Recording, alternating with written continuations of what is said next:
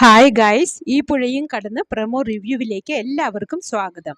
അങ്ങനെ ഗംഗ രാത്രിയിൽ വെള്ളമെടുക്കാൻ അടുക്കളയിൽ പോകുമ്പോൾ ശാരദ ഉണർന്നു കാവലിരുന്നു. ഇത് കണ്ട കാവേരി ശാരദയെ ചീത്ത പറയുന്നുണ്ട്. അമ്മയുടെ പേടി കണ്ടാൽ തോന്നും ലോകത്ത് ആദ്യമായിട്ടാണ് ഒരു ഹോം സ്റ്റേയും റിസോർട്ടും ഒക്കെ നടത്തി ആണുങ്ങൾ തങ്ങുന്നത് എന്ന്. അവിടെയൊക്കെ പെണ്ണുങ്ങളും ഉണ്ട്, ആരും ആരെയും കടിച്ചു കീറിയിട്ടൊന്നുമില്ല.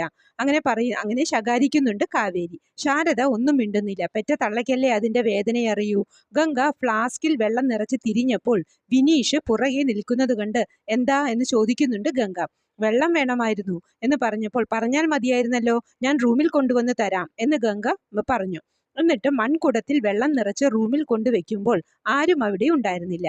അകത്ത് ടേബിളിൽ വെച്ച് തിരിഞ്ഞപ്പോഴേക്കും ആരോ പിറകിൽ നിന്നും മൂക്കും വായും പൊത്തി മയക്കി ഗംഗയെ ബെഡിൽ തള്ളിയിട്ടു. വെള്ളമെടുക്കാൻ പോയ ഗംഗ ഇത്ര നേരമായിട്ടും കാണാനില്ലല്ലോ എന്ന് കരുതി ശാരദ അടുക്കളയിൽ നോക്കുമ്പോൾ ഗംഗയെ കാണാനില്ല. ഉടൻ തന്നെ അച്ചമ്മയോടും കാവേരിയോടും ഒക്കെ പറഞ്ഞ് അവരും തിരയാൻ തുടങ്ങി. റൂമിൽ ആണുങ്ങളുണ്ടോ എന്ന് നോക്കട്ടെ എന്ന് പറഞ്ഞ് കാവേരി നോക്കുമ്പോൾ റൂമിൽ ആരുമില്ല. താഴെ കാർ സ്റ്റാർട്ട് ആക്കുന്ന ശബ്ദം കേട്ട് അവർ തന്നെയാകും ഗംഗേച്ചിയെയും കൊണ്ട് പോയത് എന്ന് പറഞ്ഞ് ബൈക്ക് എടുത്ത് സ്പീഡിൽ കാറിന് പിറകെ യമുനയും കാവേരിയും പോകുന്നു. ശാരദ വേഗം തന്നെ ഫോൺ എടുത്ത് വിനീതിനെ വിളിക്കാൻ ശ്രമിക്കുമ്പോൾ സുജാത അമ്മായിയാണ് ഫോൺ എടുക്കുന്നത്.